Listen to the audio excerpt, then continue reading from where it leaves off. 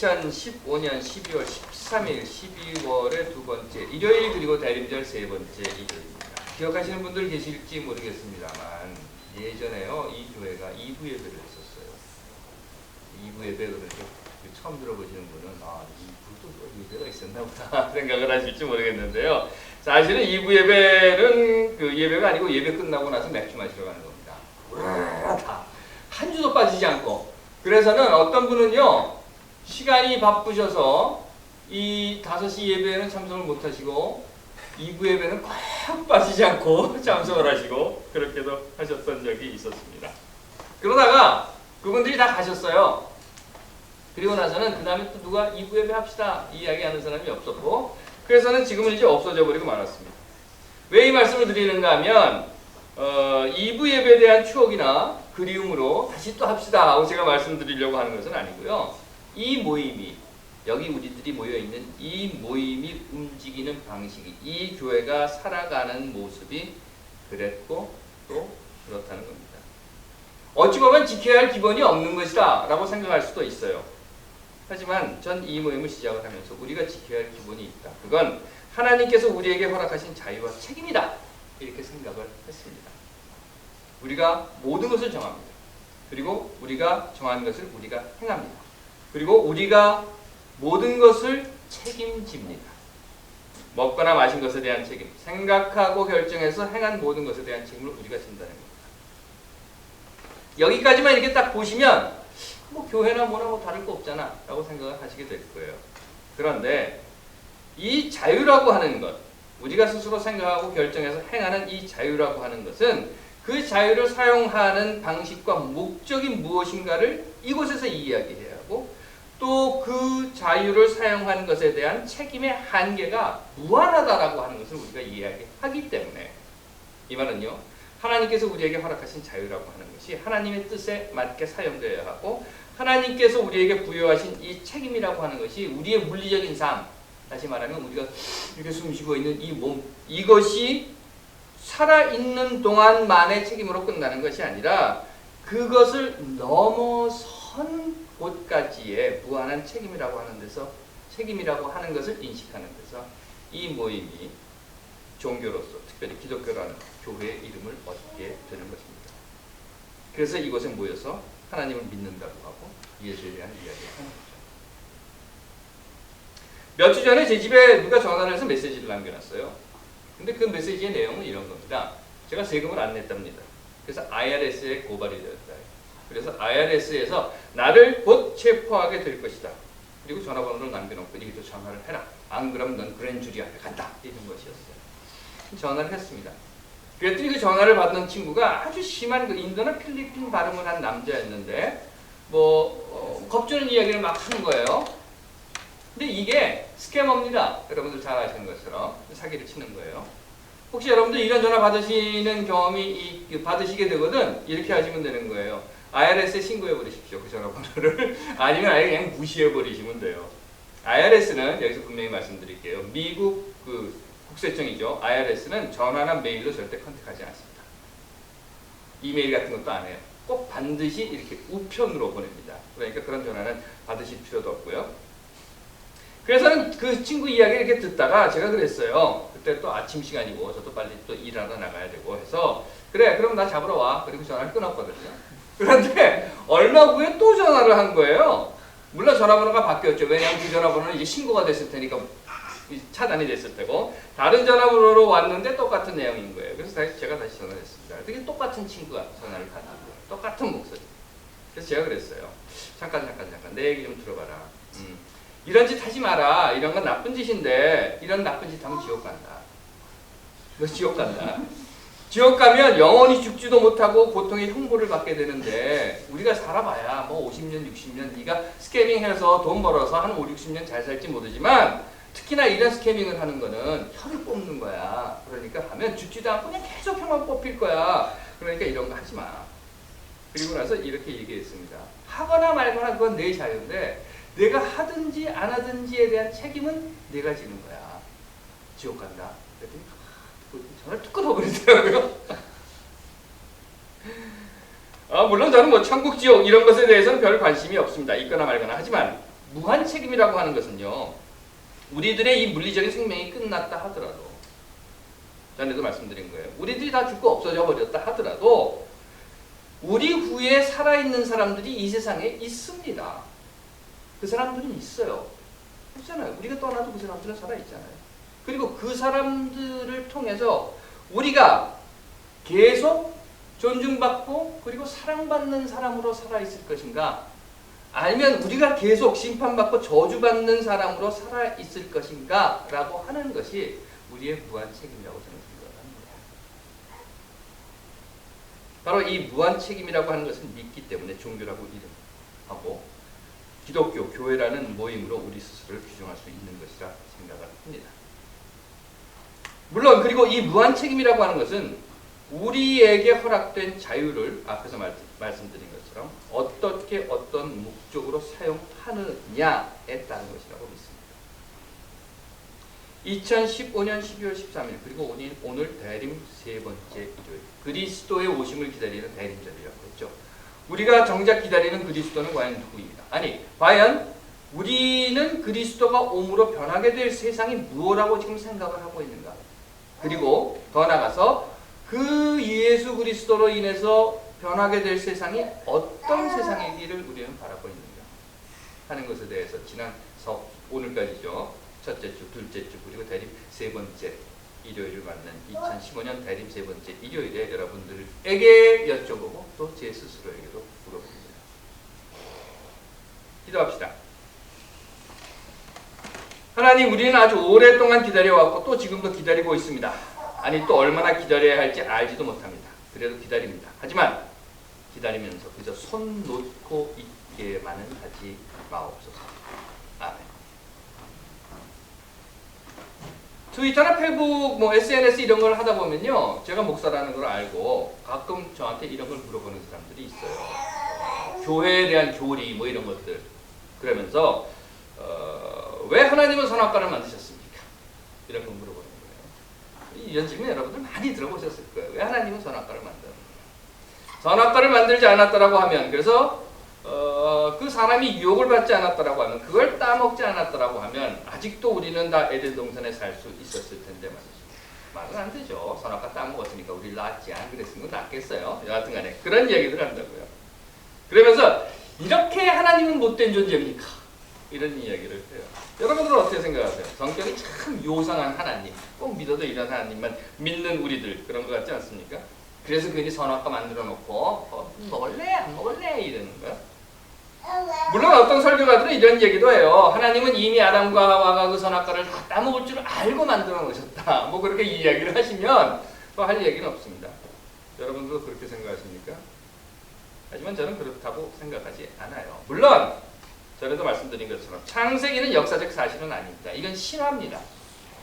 누군가 이제 창작해 놓은, 써놓은 신화라고 하는 거예요. 이 부분은 혼동하지 마십시오. 다시 말씀드리면 사람이 지어낸 이야기예요. 하지만 그 당시 사람들이 지어낸 이 이야기라고 하는 것은 그 당시 사람들의 시각에서 보았던 세계관 속에서 이해했던 하나님의 모습을 기록해 놓았다는 겁니다. 해서는 하나님이 선악과를 만들어 놓고 선악과를 따먹을 수 있냐 없냐, 선악과를 따먹어서 어떻게 됐다라고 하는 이야기를 그 당시 사람들이 썼다라고 하는 것은 그 당시에 살았던 사람들이 가지고 있는 이 각자 자기 잘난 대로 사는 이 자유의지에 대해서 어떻게 우리가 이해할 수 있을까, 어떻게 해석할 수 있을까라고 하는 고민의 흔적이라고 저는 믿습니다. 자유의지와 부의의지, 이거예요. 기독교 역사 속에서 끈질기게 논쟁의 대상이 되고 있는 겁니다. 복잡한 이야기지만 간단하게 말씀드리면 이런 거죠. 노예의지라는 것은 인간의 구원은 오로지 하나님의 뜻에 따라서 이루어진다라고 하는 겁니다. 그렇기 때문에 인간은 스스로 구원을 얻을 수 없고 또 구원을 획득할 수 있는 의지조차 우리에게는 주어져 있지 않다.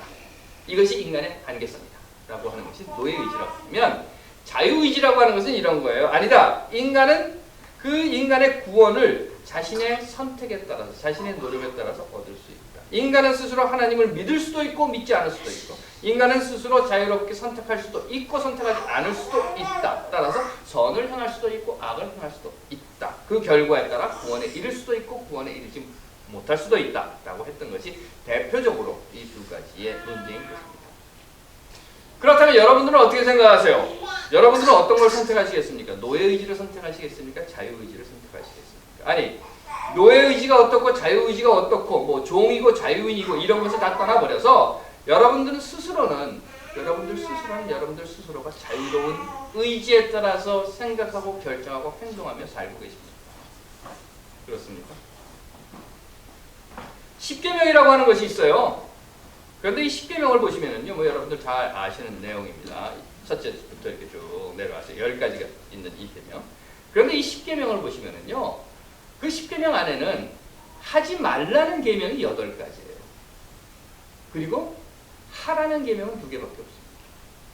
물론 세부로 들어가 보면 좀 혼동스럽기는 합니다. 하지만 나와 있는 표제만 본다고 하면 하지 말라라고 하는 것이 8가지예요. 1계명 하지 말아라, 2계명 하지 말아라, 3계명 하지 말아라, 6계명, 7계명, 8계명, 9계명, 10계명 다 하지 말아라. 오직 2개만 하라가 나와 있습니다. 그 첫 번째 것이 4번째 계명이에요. 안식일을 거룩하게 하라. 그리고 5번째가 내 부모를 공경하라. 이거였습니다. 여기에서 가장 유대인들이 핵심적으로 지켰던 것이 뭔가 하면 이 안식일법이라고 하는 거예요. 안식일을 거룩하게 지켜라 하는 거예요. 안식일을 지켜라. 요즘도 마찬가지입니다. 우리가 일요일날 이렇게 모여서 예배를 드리는 것을 어떤 사람들은 안식일이라고 이야기하지만 사실은 안식일이 아니고요. 안식일은 토요일입니다. 그래서 여러분들 잘 아시는 대로 이 앞에 그 이슬람 센터 보시면 금요일날 이슬람에서는 예배를 드려요. 왜냐하면 금요일이 바로 안식일 전날이기 때문에. 그리고 토요일이 안식일입니다. 오늘 우리가 지키는 이 일요일은 예수가 안식일 다음날 부활했다 해서 그 부활한 날을 기념해서 지키는 거죠. 하지만 유대인들에게 있어서 이 안식일이라고 하는 것은 엄청나게 목숨과도 같은 그런 율법이었습니다. 그런데 문제가 있었어요. 그건 뭔가 하면 안식일법을 딱 주면서 거룩해라 라고 했다는 겁니다. 안식일을 거룩하게 지켜라 라고 했다는 겁니다. 무엇이 문제인가 하면요, 사람들에게 쭉 써놓고 이거 하지 말고 이거 하지 말고 이거 하지 말고 이거 하지 말고 리스트를 만들어 놓고, 그러면 난 이거 안 했고 이거 안 했고 이거 안 했고 이거 안 했고 다 안 했어. 그러면 나는 거룩해진다 라고 생각하면 얼마나 좋겠습니까? 그런데 문제는 거룩하게 지켜라 라고 하고 거룩해지는 방법이 뭔가에 대해서는 이야기하지 않았다는 겁니다. 그러다 보니까 사람들은 가서 물어보는 거예요. 누구에게? 제사장이나 율법학자들에게 가서, 자, 그러면 안식일을 거룩하게 지키라고 했는데 안식일을 거룩하게 지키는 것 중에 이 율법을 지키려면 이건 해도 돼요? 안 돼요? 물어보는 거예요. 하지 마. 아, 그럼 안 되는 거예요. 그럼 이거는 해도 돼요? 안 돼요? 그것도 안 돼요. 그러면 여긴 가도 돼요? 안 돼요? 그것도 안 돼요. 여기 있어도 돼요? 아, 그것도 안 돼요. 이러면서 거룩하게 지켜라, 하라라고 하는 계명을 하지 말라라고 하는 계명으로 쓱 바꿔버립니다. 그래서 무엇이 되어버렸는가 하면 제4계명 안식일을 거룩하게 지켜라를 안식일에는 아무것도 하지 말아로 바꿔버립니다. 이건 큰 차이가 있었어요. 뭔가 하면 이런 거예요. 안식일을 거룩하게 지켜라라고 하는 것은 너희들의 자유의지로 너희들의 가지고 있는 그 뜨거운 가슴으로 안식일을 거룩하게 만들어라라고 하는 것이었고, 안식일에 아무것도 하지 말아라라고 하는 이야기는 규제라고 하는 거예요. 너희들은 할 수 있는 것이 아무것도 없으니까 너희들은 이 하지 말라라고 하는 규제 속에서 꼼짝 말고 있어라 라고 하는 노예의지의 형태로 바꿔버렸던 겁니다. 미국에 와서 여러분들 운전을 하시면서 느꼈던 그 혼란 중에 아마 이런 것 저와 같은 경험을 하신 분들도 계실 수 있을 겁니다. 미국에서는 아무 곳에서나, 물론 뉴욕 같은 경우는 좀 다르지만 여기 같은 경우는 아무 데서나 좌회전을 해요. 중앙선이 이렇게 그어져 있어도 좌회전 휙 해서 들어간단 말이죠. 한국 같은 경우는 절대로 못하죠. 중앙선이 이렇게 그어져 있는데 좌회전하면 그 골목에 딱 경찰이 지키고 서 있다. 너 잘 걸렸다. 그리고 잡는데, 여기는 중앙선이 있는 곳에서도 좌회전을 그냥 가요. 우회전이 되느냐 안 되느냐 하는 것, 빨간불일 때 뭐라고 되어 있습니까? No turn on red라고 써 있잖아요. 그러면 거기서는 빨간불일 때 우회전을 할 수가 없는 거예요. 그런데 No turn on red라고 하는 표지가 붙어 있지 않은 곳에서는 다 할 수 있는 거예요. 개념이 다른 겁니다. 한국 같은 경우는 다 안 되고 여기만 돼인 거고, 미국의 개념은 다 되고 여기만 안 돼라고 하는 그런 개념의 차이라고 하는 것이었죠. 예수가 나타납니다. 그래서는 이런 말을 해요. 자, 너희들이 지금 안 된다, 안 된다, 안 된다, 안 된다라고 하는 노예 의지로 묶어놓은 이 안식일법에 대해서 복음서에 보시면 계속 싸우는 이야기가 나오는데, 그 대표적으로 싸우는 것이 안식일에 사람을 고쳐주는 거예요. 손이 이렇게 말라가지고 평생 고생을 했던 사람이 있어요. 안식일입니다. 예수가 그 사람을 나오라고 해요. 참 성격도 요상하지. 고쳐주려면 조용히 저 뒤에 가서 고쳐줬다. 그리고 그러면 가면 되는데, 모든 사람들이 부르는 앞에 다 불러 세워놓고, 자, 고쳤다. 이런단 말이죠. 주변에 있었던 율법학자와 바리새파 사람들 그리고 제사장들이 바글바글 끓는 거예요. 안식일에는 그런 거 하면 안 돼. 그런데 예수가 했어. 그러면 안식일법을 어긴 거야. 라고 이야기해요. 하면 안 돼. 이게 안식일법이야. 원래 안식일법은 뭐였죠? 해야 돼. 라고 하는 것이었죠. 해야 돼. 라고 하는 자유의지를 하면 안 되라고 하는 노예의지로 바꿔놓은 거예요. 거기서 예수는 이런 이야기를 해요. 여러분들 많이 들어보신 이야기예요. 안식일에 그러면 사람을 살리는 게 좋겠니? 죽이는 게 좋겠니? 안식일에 선한 일을 하는 것이 좋겠니? 악한 일을 하는 것이 좋겠니? 예수의 대화를 보시면 여러분들 정서에서 참 말도 잘한다 하는 생각이 들어요. 하지마! 라고 한 사람들 앞에 가서 그러면 이거 하면 안 되는 거야? 그러면 어떤 걸 하면 되는 거야? 라고 물어보는 것이 아니라 이거 하면 좋겠니? 저거 하면 좋겠니? 라고 물어보는 거예요. 둘 중에 하나를 이제 선택을 해야 되는 거죠. 죽이는 걸 하면 좋겠니? 살리는 걸 하면 좋겠니? 당연히 살리는 걸 하는 게 좋죠. 선을 행하는 것이 좋겠니? 악을 행하는 것이 좋겠니? 당연히 선을 행하는 것이 좋죠. 개념이 바뀌어버린 겁니다. 안식일은 이걸 하지 마에서 안식일은 어떤 걸 할까라고 하는 자유로운 의지로.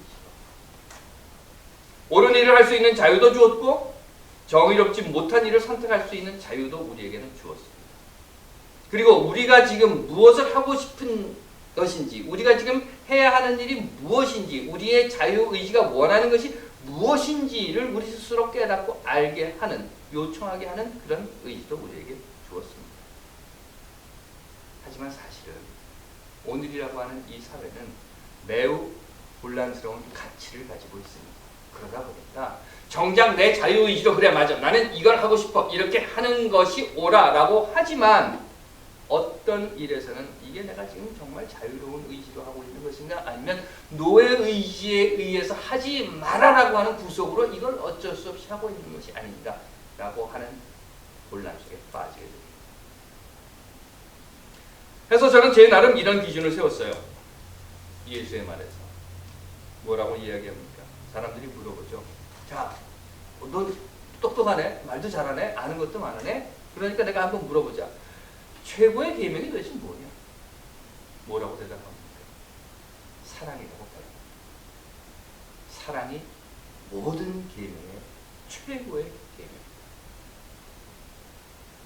그렇다면 하나님께서 사랑하시는 여러분, 여러분들은 지금 자유의지로 사십니까? 아니 자유인으로 사십니까? 아니면 노예의지에 묶여서 억압된 삶을 살고 계십니까? 만약 여러분들이 자유로운 의지로 세상을 살고 있고 자유로운 의지로 여러분들이 결정하고 생각하는 것을 행하고 계시다고 하면 여러분들의 그 자유의지의 기준이 무엇인가 하는 거예요. 저는 감히 여러분들께 이 말씀을 드리고 싶어요. 우리의 자유로운 의지로 생각하고 결정하고 행하는 그 행동과 삶의 근거는 사랑이 되어야 합니다.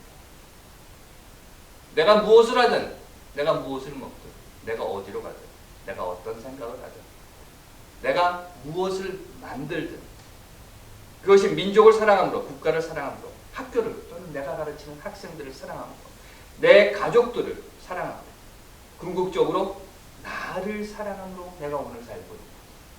그리고 나를 사랑함으로 이 사랑이라고 하는 근거로 해서 오늘을 선택하고 있는 것. 그것이 우리의 자유의지의 근거가 되어야 한다고 저는 생각하는 것입니다. 하나님께서 사랑하시는 여러분, 여러분들은 자유인입니다.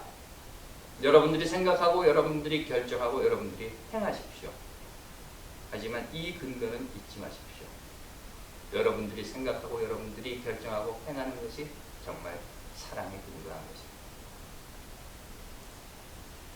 대림절 세 번째 이조일, 우리가 기다리는 그리스도, 그가 보여준 세상, 그리고 우리가 만들어야 하는 세상.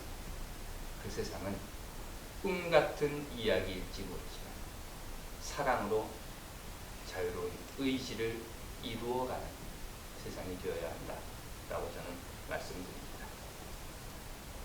될 것 같습니까? 글쎄요. 대림절 셋째 일요일 꿈이라도 한번 멋지게 꿔봅시다. 기도하겠습니다.